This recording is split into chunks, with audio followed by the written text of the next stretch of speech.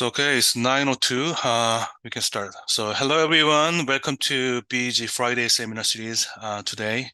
So it's my pleasure to introduce Dr. Kyung Lee today. She is an associate professor in the Department of Petroleum Engineering at the University of Houston.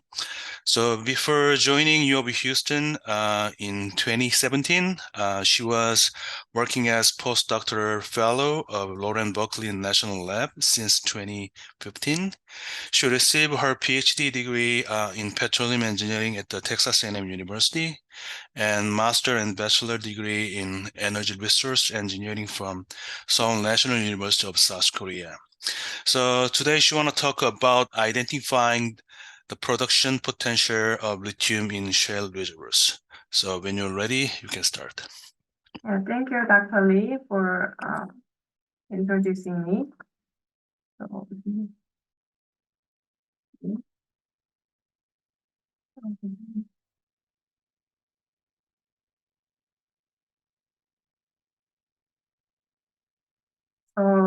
Can you see my screen? Yes. Yeah, so thank you for inviting me again for the Bureau Seminar Series, and my talk is entitled Identifying the Production Potential of Lithium in Shale Reservoirs. So this is the outlines for today's presentation. I will first introduce you about lithium in high demand with energy transition. And second, I will move on to today's topic of lithium in shale reservoirs. So first, we will see initial presence of lithium in shale. And second, we will see how lithium is released from rock into fluid and how it is finally transported and accumulated in the brines in the shale system. And finally, I will wrap up the presentation with the conclusions. So first, lithium in high demand with energy transition.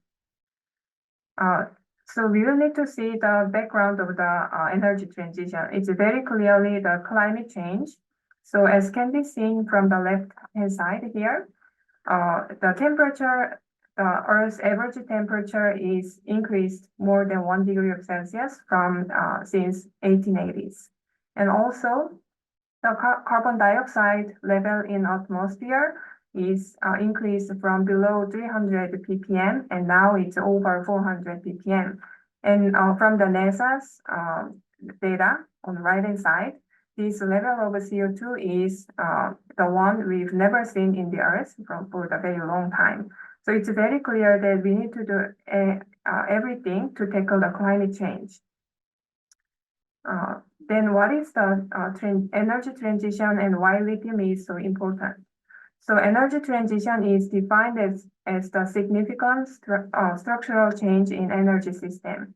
So when we see the global energy transition investment from 2004 to 2021, on this right-hand side data from Bloomberg, we can see that the most part is taken by the renewable energy, and followed by electrified transport and electrified heat. So both electric vehicles and renewable solar and wind electricity generation rely on lithium-ion energy storage, or so-called lithium-ion batteries. It's very clear that we need to enhance the supply chain of lithium. Of course, the hydrogen is in the picture now, and there will be dynamic changes. So for now, lithium is very important and will be also playing a significant role in energy transition. So let's see the global lithium supply and demand forecast. The various demand by the various factors are in these bar charts, and then the supply projection, history and projection with the different level of risk are in these different types of curves. So due to the explosive demand increase for the electric vehicles, it's very clear that from 2030, the demand will surpass the supply of lithium. So we need to enhance the supply of lithium from the natural sources. In the natural system, lithium is in two different types of sources. The first one is the minerals, usually in the format of spodumene, including lithium aluminum inosilicate in hard rocks, such as pegmatite. And the second one is the brines. So lithium can be dissolved in the brines as a formidable cation. And these brines include many types of continental oil field and recently geothermal and source rock or shale brines. So when we see this global map of the sources of lithium, the biggest brine source is in the South America, and then the biggest hard rock source is in Australia. In United States, we have only one active brine for the lithium source and some of the hard rock sources. So let's see the global lithium supply. So this is from 2019 to the projection of 2025. So it's clear that Australia has the leading the way, followed by Chile, Argentina, China, and Canada. United States of America is in thin line of this pink color. So in 2017, the executive order is issued entitled A Federal Strategy to Ensure Secure and Reliable Supplies of Critical Minerals. And DOE launched a critical minerals and materials portfolio to enhance the lithium supply chain in the United States. So that's the motivation of this study. Now let's move on to the lithium in shale reservoirs. So lithium presence in the produced water from oil field is not a new concept actually. So traditionally, petrolithium, which is the terminology combining petroleum and lithium, indicates lithium derived from petroleum brine, usually from conventional reservoirs. So water is produced as a byproduct of oil and gas, and lithium can be found in some of the oil fields. But with the decreasing production from conventional reservoirs and this petrolithium production has been not as active as before. But recently, high concentration of lithium of about 80 to more than 200 ppm has been found in the produced water from shale formations, for example, from Marcellus Shale. So given that the shale reservoirs are huge, although the shale produced water can offer substantial opportunities for the significant supply of lithium for energy storage, but their successful production depends on surface phenomena about origin, fate, and transportable lithium in shale, and they are still unknown. Then lithium in shale, why does it matter? So let's see this map of US shale plays. Shale in US is ubiquitous and it's huge and everywhere. So if we can try to elucidate the phenomena of lithium in shale, then if we can figure out where we can find the high concentration zones of lithium in shale, it can be a game changer for the global market of lithium. Now let's move on to the technical part. First, the initial presence of lithium in shale rock.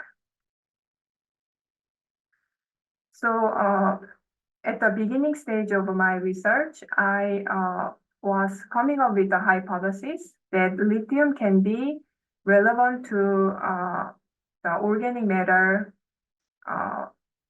the geologic maturation of organic matter. There is a kerogen, which is inorganic, the immature organic matter over the source of a hydrocarbon, which is converted into the oil and gas under the high temperature of the geologic formation with a long time of geologic time scale.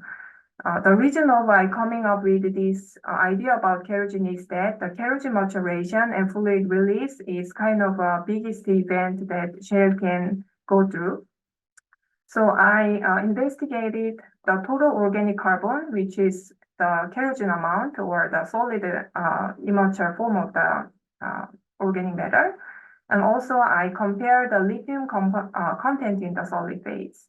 So I compared the many fields, including the Green River Shale with the type 1 kerogen with the immature level, and also Marcellus Shale containing moderately mature type 2 kerogen and diverse oil fields with quite mature fields. So we could find that the positive correlation between this total organic carbon and lithium content in the solid phase.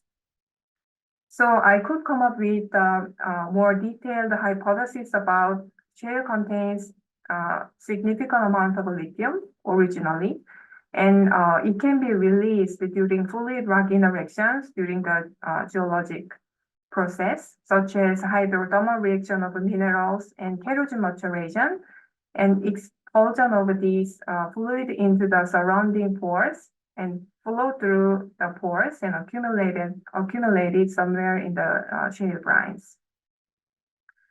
So in order to elucidate this release mechanism of lithium from shale rock into fluid, I made this schematic showing the pores of the pore system of the shale.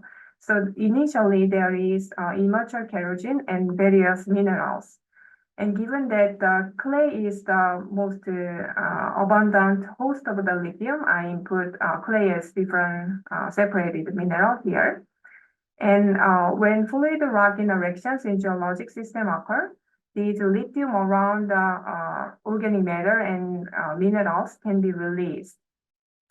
And I indicated this release of organic lithium, or the lithium originally bound with organic matter as organic lithium, and also lithium originally bound with clays or other types of minerals as inorganic lithium. So by these fluid rock interactions, both of organic lithium and inorganic lithium can be released. So in order to experimentally figure out this releasing mechanism, I used bulk rock samples of Green River Shale for reaction mechanism analysis. Because Green River Shale contains immature kerogen and high volume, the high amount of lithium in solid phase initially. So in order to figure out the initial presence of lithium in shale rock, we use two different methods. First is the actual quantification using the ICP-MS after the chemical extraction of lithium from rock and also from the organic matter. And second method is the top seams, or the type of fly secondary ion mass spectrometry, which analyze the lithium in the bulk rock or kerogen without the chemical reaction. So here we see the kerogen isolates at the closed system isolation with strong acid. And here is the ICP-MS and top seams.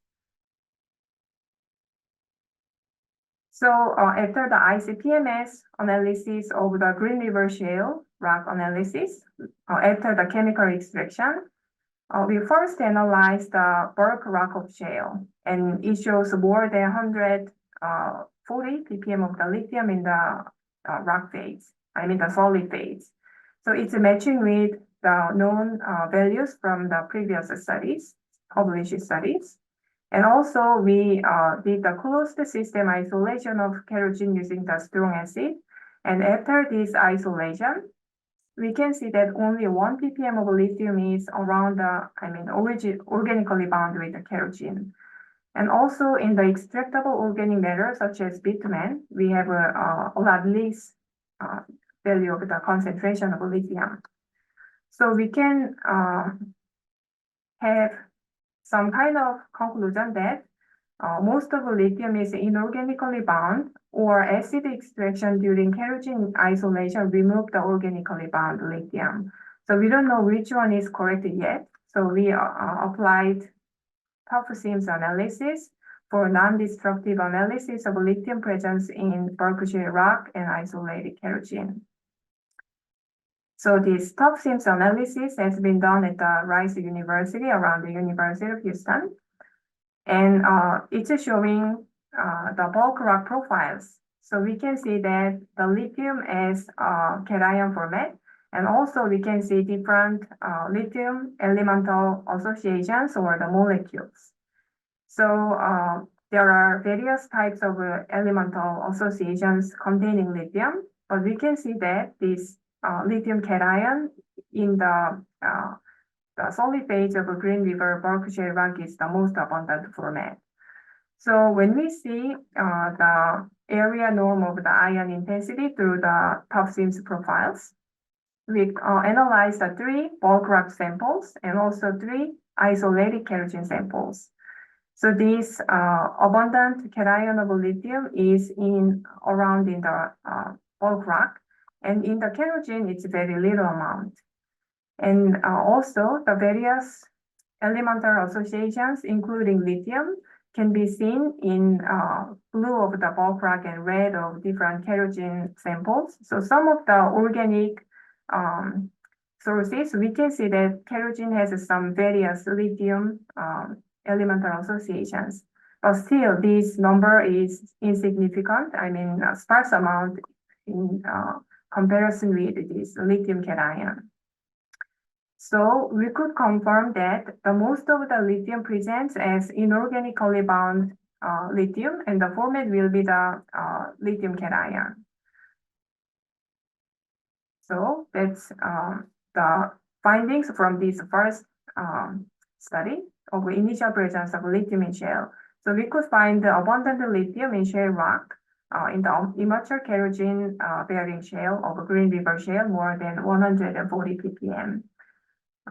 And also lithium is mainly inorganically bound in shale rock, and only spare amount of lithium is organically bound. Also, we can find that most of lithium in solid shale rock presents as lithium cation. So, because of this format of the lithium, I come up with the next level of the hypothesis. Lithium is presented in the interlayer of clay as a cation of the interlayer.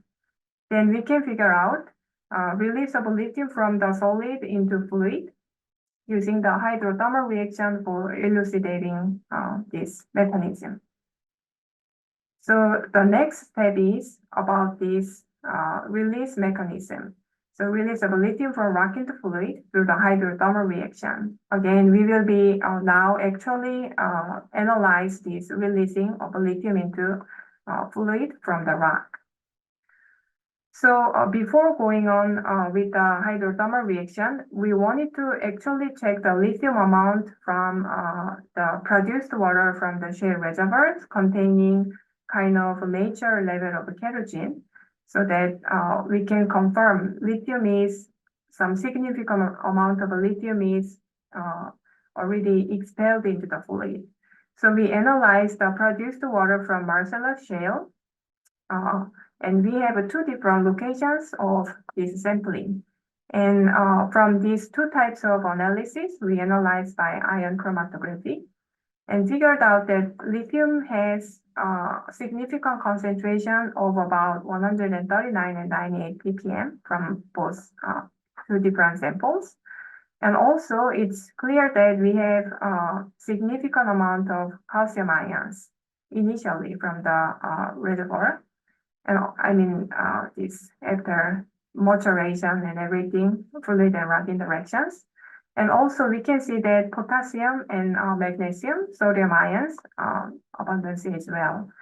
So to investigate the release mechanism of lithium from rock into fluid, hydrothermal reaction experiments need to be done by considering these kind of various abundant cations of sodium, calcium, potassium, and magnesium. So these are showing my hydrothermal reactions experiments. So to investigate the fluid rock interactions resulting in lithium release from solid phase into fluid, 36 different cases of hydrothermal reaction experiments were conducted. So we considered the hydrothermal fluids including deionized water without anything in it, and solutions of individual potassium chloride, magnesium chloride, calcium chloride, and sodium chloride with various concentrations from 0.1 mole concentration to 0.1 mole concentration. And also we considered various heating temperatures from 130 degrees Celsius to 200 degrees Celsius to figure out the reaction constant more rigorously. So our hydrothermal reaction is done in this kind of autoclave. And in order to figure out the reaction rate constant, we also analyzed the surface, specific surface area and density, grain density of our shale rock using the BT sorption analyzer. So here we have the results of hydrothermal reaction experiments. So it's showing three different temperatures of 130 degrees Celsius and 0.27 MPa and 165 degrees Celsius and 0.70 MPa pressure and 200 degrees of Celsius temperature and 1.56 MPa pressure. So these pressure are the vapor pressure at each of these different temperature. And on your right x-axis, we have DI water and all of these different types of fluids with the different concentrations. And also on y-axis, we see the released lithium into solution amount in the microgram. So we can see that from these three different settings, in every case, the calcium chloride condition will give you the best efficiency of leaching lithium from the solid rock into the fluid. So again, these different types of fluid is used to investigate the different mechanism of cation exchange with lithium, originally bound in the interlayer of clay as a cation. So in KCl, the potassium chloride ion, it shows the efficiency of potassium ion exchanging with lithium. And here, the calcium ion exchanging with lithium and magnesium ion exchanging with lithium ion and potassium ion exchanging with the lithium ion. So it's showing different cation exchange mechanisms. And from this graph, we can see that calcium ion shows the highest effectiveness for releasing lithium from solid into fluid. Yeah, this is because a heavier element with higher ionic charge is preferable to be fixed in the interlayer of clay under humid condition by exchanging with a lighter element with a lower ionic charge. And also, it has the calcium ion has a fast hydration shell exchange rate. So it's a very natural, but it's a significant because it's the first type of this kind of study, and it's showing efficiency quantitatively that how different cations can leach the lithium from solid into the fluid. So when we go to next slide, there are many numbers, but just showing some particle informations from the BT sorption analyzer. And then from these previous analysis here, previous pages analysis here, we could figure out the reaction rate constants, combining the results from the BT sorption analysis. And we can calculate based on reaction rate law, we could calculate this reaction rate constants of lithium release from solid phase into the fluid under different condition of different types of hydrothermal fluids. And by combining the impact of temperature and all these reaction rate constants, we could figure out the reaction rate constants at 25 degrees Celsius, which is so-called K25. And again, we could confirm that the reaction rate constant, we could see under the calcium ion presence, it's the highest. And we can also see potassium ion and sodium ion follows, and magnesium ion is the last in terms of reaction rate constants.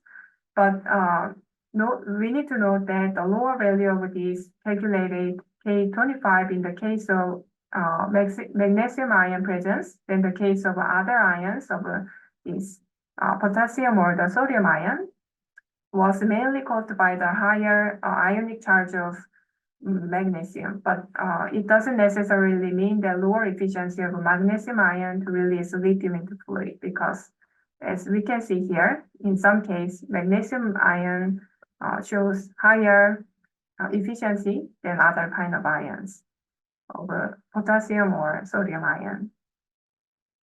Okay, so from this second topic of release of lithium from rock into fluid, we could find that most of the lithium in solid shale rock presents as the lithium ion. So this is confirmed as formation of interlayer cation of clay because through the hydrothermal reaction experiments, we could efficiently leach this lithium into the fluid. So among different types of the cations, calcium ion is found to be the most effective for the release of lithium from rock in the pore fluid.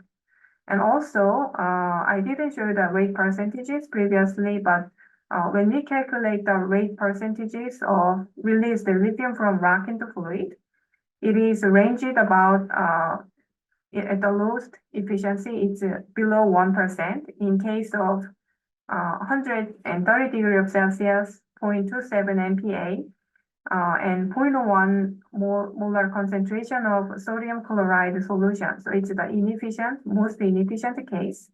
And in the most efficient case of leaching the lithium into the fluid, it's over 90%. So at 200 degrees of Celsius, 1.555 MPa and 0.1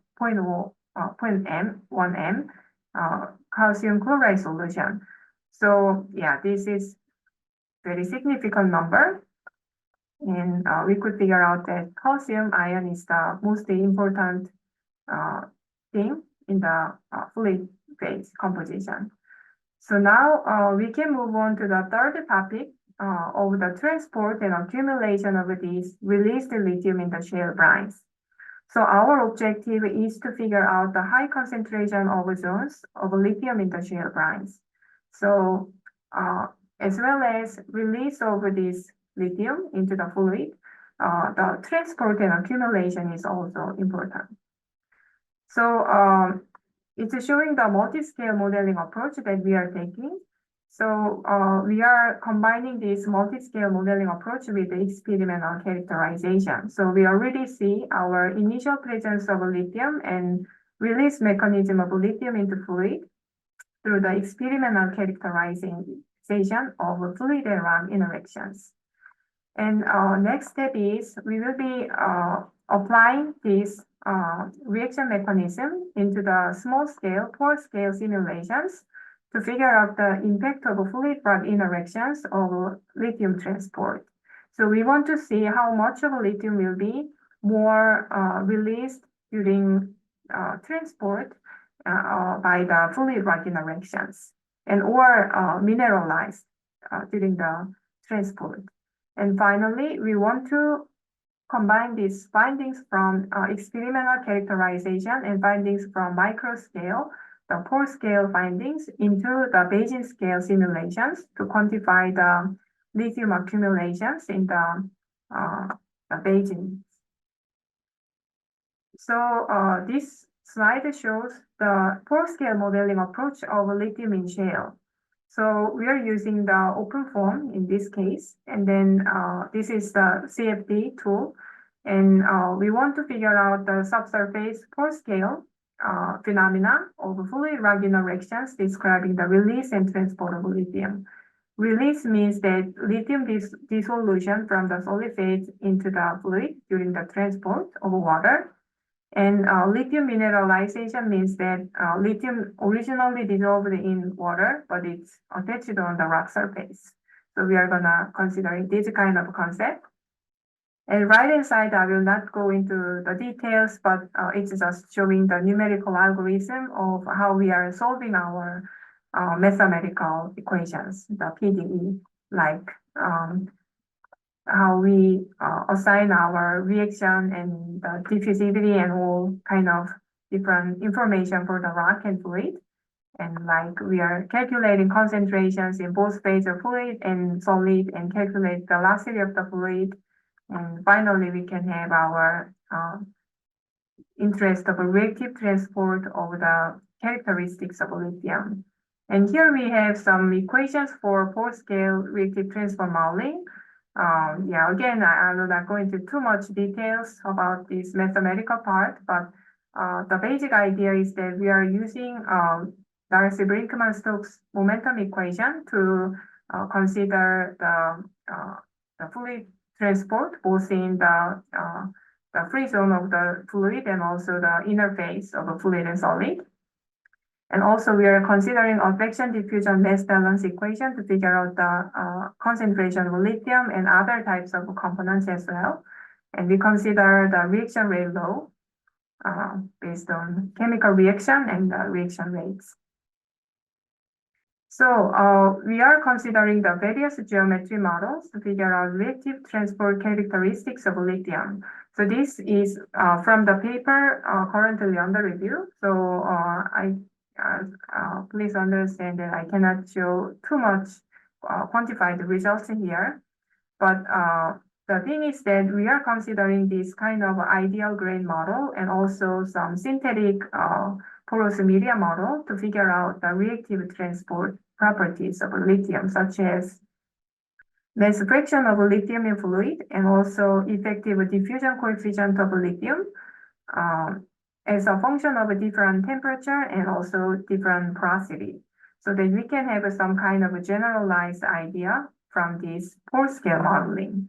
And these findings, transport properties findings, as well as the experimental findings from the experiments are integrated into the input parameters of the Bayesian scale modeling. So the reactive transport properties obtained from these experiments and pore scale modeling are used as input parameters.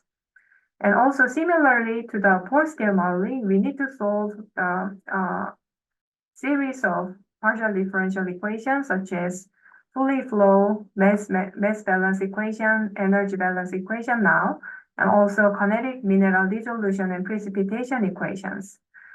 Here, the difference from the pore scale modeling is that now we have the continuum scale of Darcy equation as a momentum equation.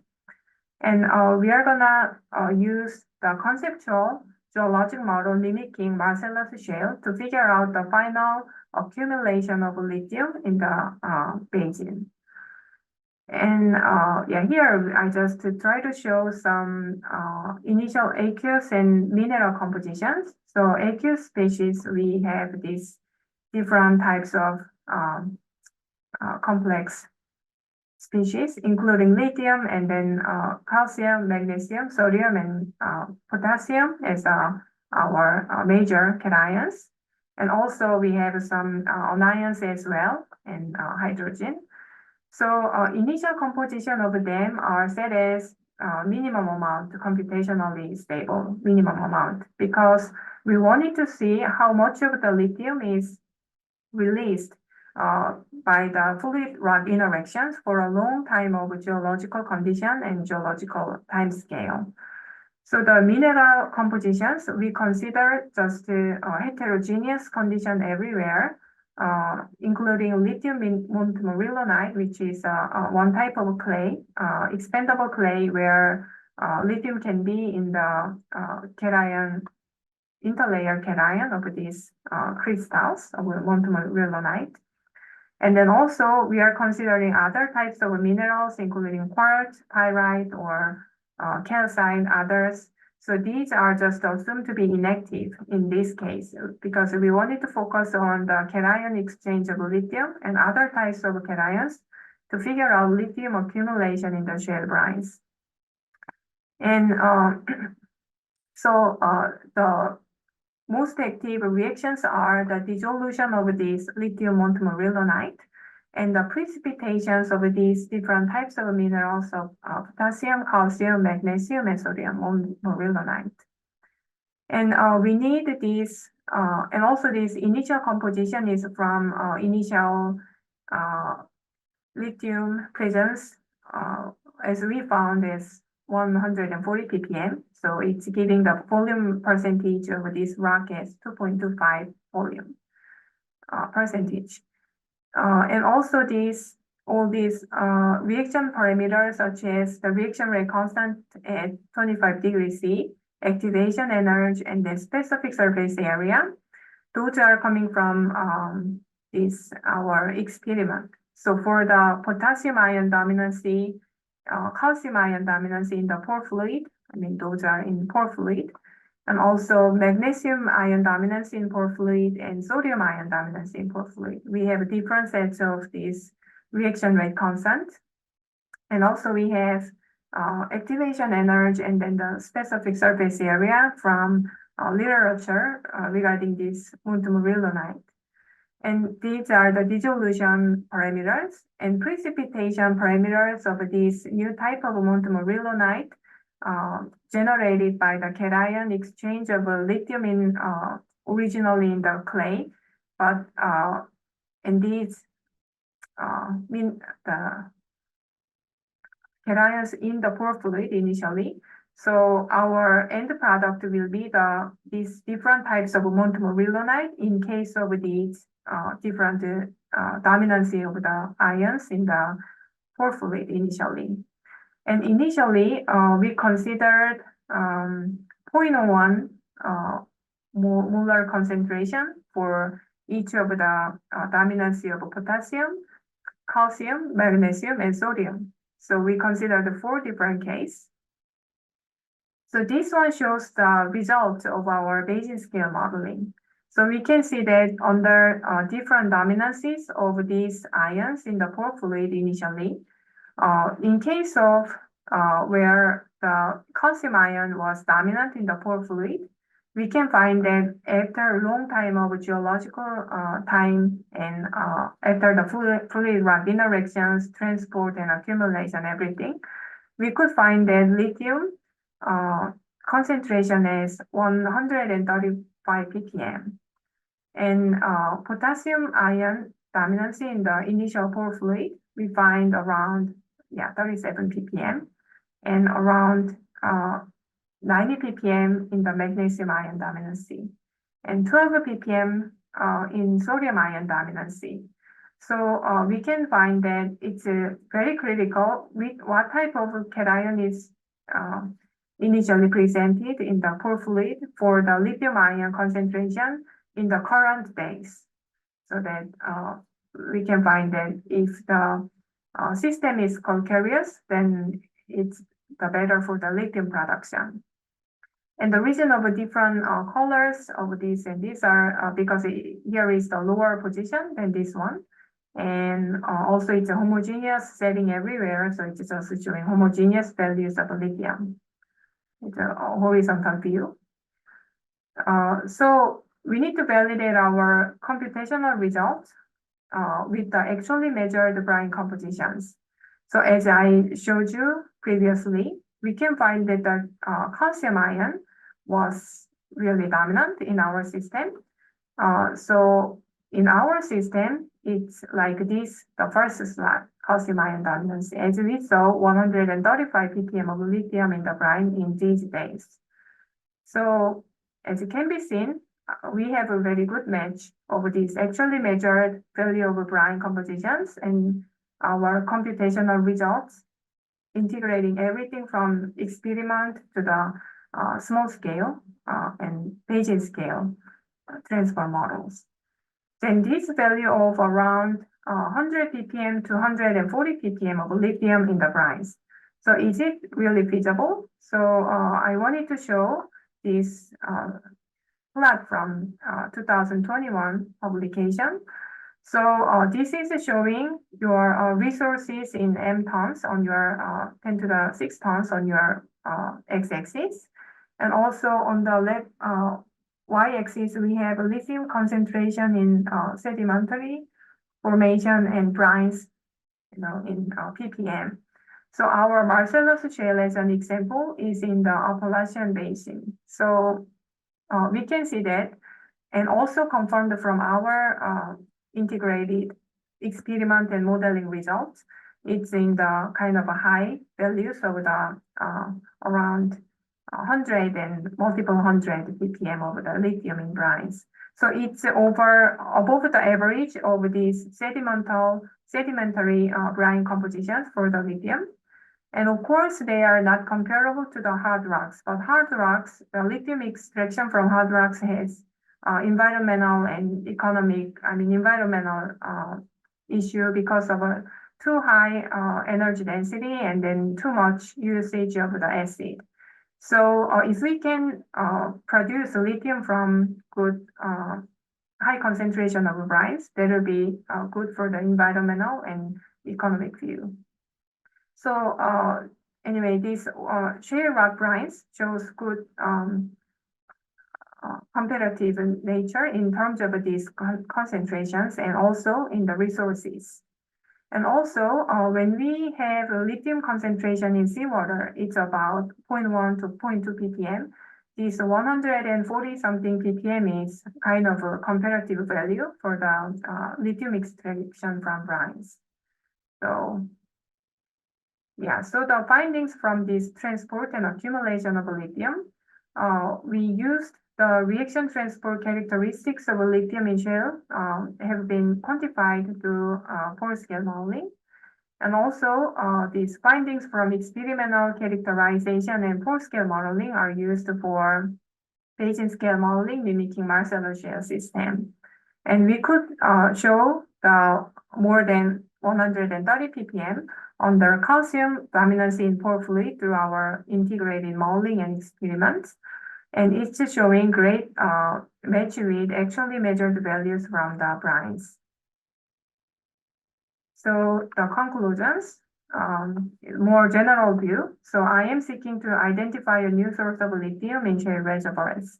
And shale reservoirs are found to be a substantial source of lithium as presented by our experimental characterization of the series of hydrothermal reaction, coupled with multi-scale modeling approach of pore scale to the basin scale. And as we did, understanding of release, transport, and accumulation of lithium in shale system will enable the enhancement and diversification of domestic lithium supply.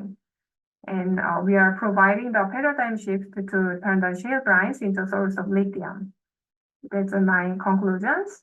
And the most of the things I present today is recently published in Fuel. So it's 2024 paper, and also some of them are still under review, and it will be expected to be published soon. And we appreciate the financial support from NSF Korea regarding this research. And if I can have like 30 seconds. So I am hiring graduate students in my group. So we have the research projects as lithium production from shale reservoirs, that's this research. And also we have geologic hydrogen production from ultramafic rock and also safe nuclear waste disposal systems. So if you are interested, please send me your CV.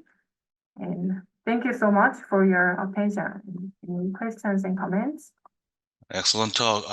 Thank you very much for your presentation, Dr. Lee. So any question to Dr. Lee? So I see the one question in chat. Siad, can you speak? Can you turn on the speak and then ask her your question? Siad? No? So I can read. Yeah, okay.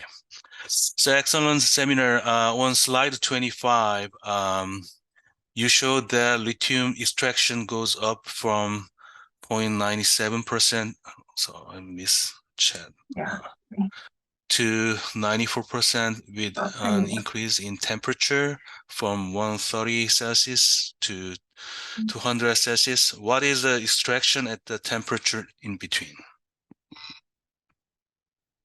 Oh, here, right? So can you repeat the last sentence? I couldn't catch.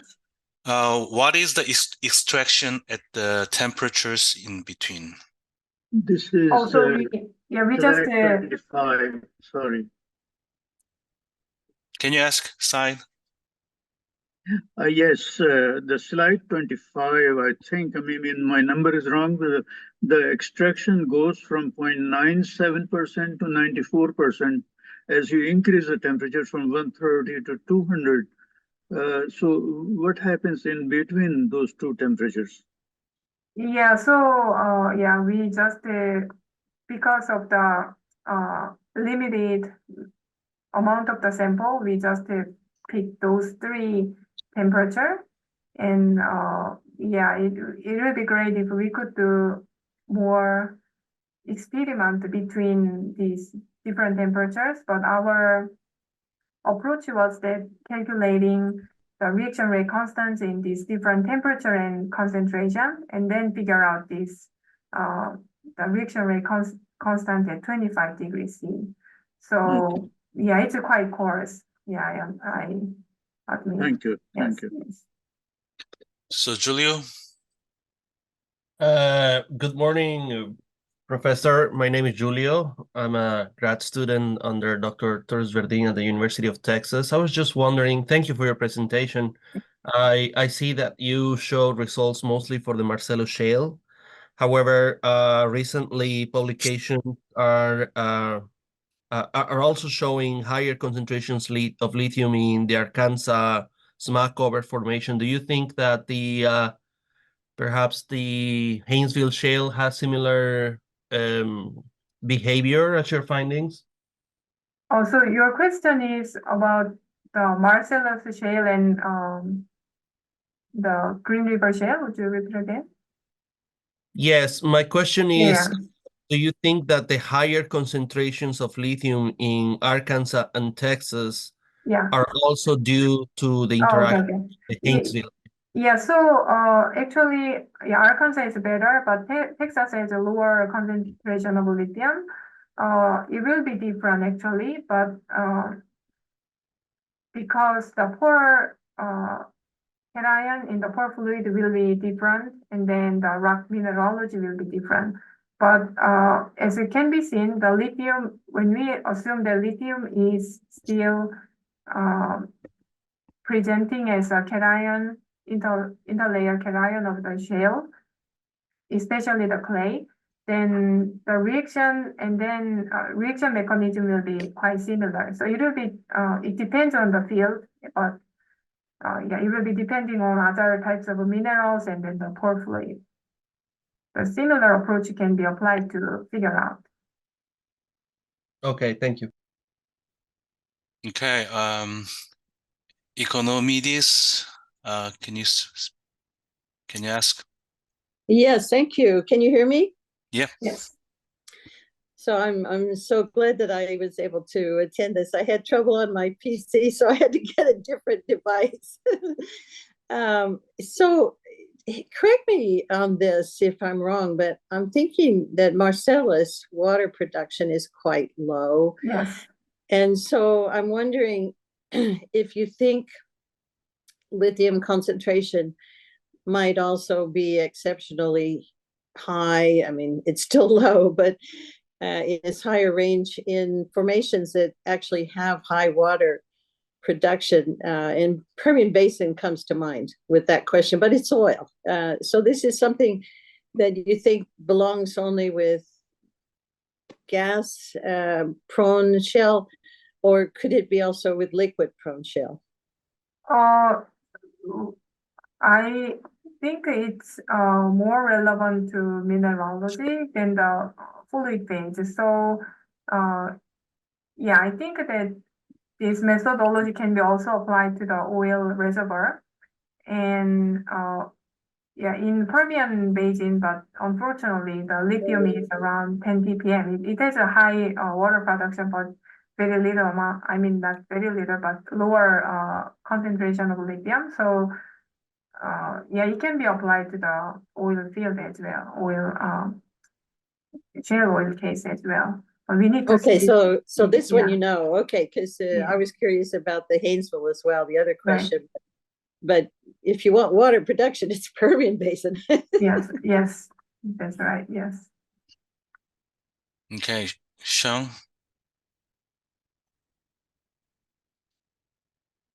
Hi, Dr. Lee. It's a good talk. Thank you. My question is about the concentration. So what concentration is, you actually mentioned that a little bit. You said 10 is low, too low. So what's is there like a threshold concentration that can be used, like 10 or 50 or something, Yeah. or what is high enough? What is too low? Yeah, that's a still ongoing topic, and there are many commercial projects from commercial sectors in DOE. And what I understand is they try to find the concentration from natural brines, something like above 100 ppm. But some companies still try to figure out around from 50 ppm in Houston. So I would say 100 above 100 ppm, that would be great, and above 50 ppm, maybe we can try. Okay, and another question, I think that's relevant, and that's about your experiment, hydrothermal experiment. You use kind of high temperature, and the pressure, I think you said, is saturation temperature, vapor separation. Yes. So what if the temperature is below 100, but pressure is the reservoir pressure, which is much higher? So under that condition, have you ever tried, and what do you think? So I couldn't try experimentally because we wanted to mimic the geological process for a long time. So I increased the concentrations, ion concentration, and also increased used this high temperature. So using this, I figured out the reaction rate constant, and in the Bayesian scale modeling, I did what you say. So I used the actual temperature range of, I wrote somewhere. So let me, actual temperature range about, sorry, 74.5 degrees C to 85 degrees C, and the pressure from 13 MPa to 17 MPa. So lower temperature and higher pressure, as you mentioned. And for the long time of a geological run of the simulation, then we could have this one. So it's the limitation actually that we figured out reaction constant from high different condition in the lab, and then applied it in different range of pressure and temperature.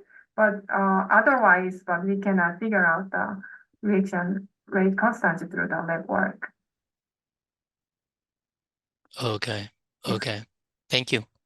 Thank you. Okay, any other questions? So I'm not familiar with this research area, but I have a quick question. So regarding the hydrothermal experiment, so the temperature 130, 165, 200. So how did you configure this number in temperature? I'm just curious.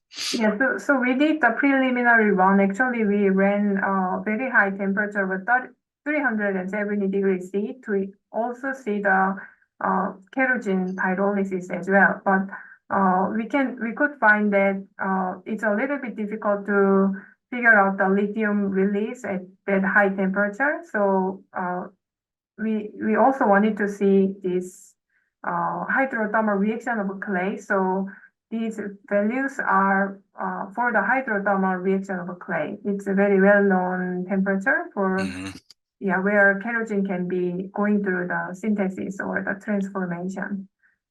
Okay, thank you. So any other question? Pretty quiet in chat. Okay, thank you very much today. If you have any further questions, please reach out to her directly via email or something else. So we can close today. Thank you very much, Dr. Lee. Thank you. Yeah, bye-bye. Bye, everyone.